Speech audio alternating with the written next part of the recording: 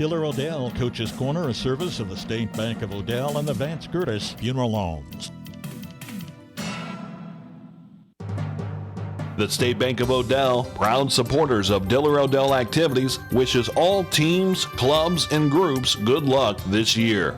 For all your banking needs, including internet and mobile banking, stop in or give them a call, 402-766-3720, or online at statebankofodell.com. That's the State Bank of Odell, member FDIC.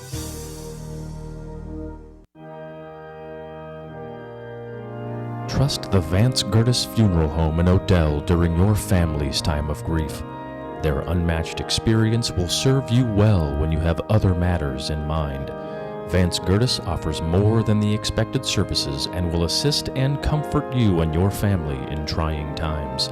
Vance Curtis Funeral Home, serving Southeast Nebraska in Odell.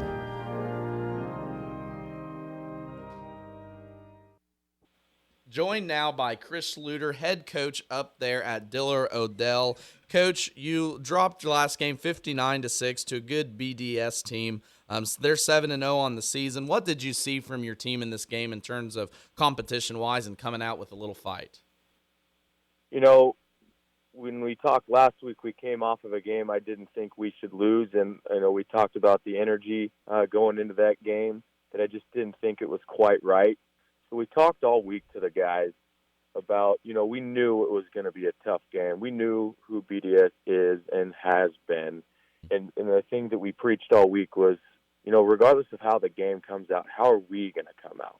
Are we going to come out and just lay down and, kind of just take it? Are we going to come out and, and fight and hit them in the mouth and do what we can to give ourselves a chance and to compete? I thought we came out early and we did exactly what we talked about. We fired out. We had success on the offensive side of the ball. They did what I asked. Now, the game come out the way that we wanted? Obviously not.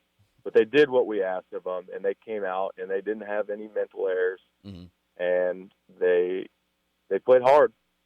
And that's all you ask for as a coach, and especially in high school football, sometimes the simple fact of the game is sometimes the team is just physically overmatched, by a good team, and that kind of sounds like the case. Now, with Johnson Brock coming into town this week, is that conversation the same again for the boys, making sure they compete and finish out the season on a high note? Yes. Post-game after BDS, we talked about that exact same, that thing that you just mentioned.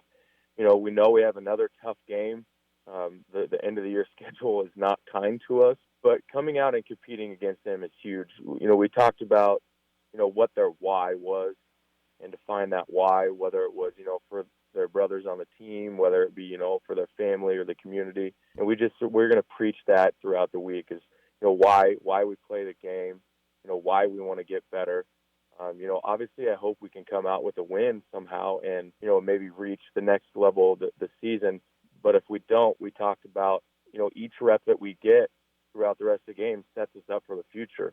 We don't lose many seniors, and we have a young team with guys coming back. So each one of the reps that we get, every mental, rep that we get is going to be huge for us in the future.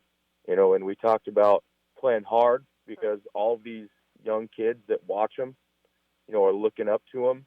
And, they're seeing what their body language is like on the field. They're seeing how they play. Not only does it set them up for the future and getting those reps, it also helps build the culture that we want to build, at the younger levels when they see how hard our guys play. You kind of answered. I had a question here coming up, what you were looking for in this last game, and you kind of answered it there. And this is just my opinion, Coach, but talking to you throughout this year, to me it sounds like you are a coach that you're always going to compete and you're always going to coach the boys to the best of the abilities. So how much does that fall on your shoulders here in this last game to, like you said, set that culture for a year or two going forward? Yeah, the boys know regardless if we're up by 50 or down by 50, we're going to coach them hard. And we're going to use, every outlet that we have, whether it's, watching film on the sideline or watching film over the weekend. We're going to do everything that we can to set them up. We're going to coach them hard, and we're going to coach them right. We just do everything, it's trying to build that culture of doing the little things right. Winning isn't easy is what we've been trying to, pass across. It's easy when you play the teams that aren't very good, but it's hard when you play against teams that are as good as you or better than you. So are we going to find the leaders that jump into the uncomfortable, or are we going to have the leaders, on our team? It's easy to lead when things are going right.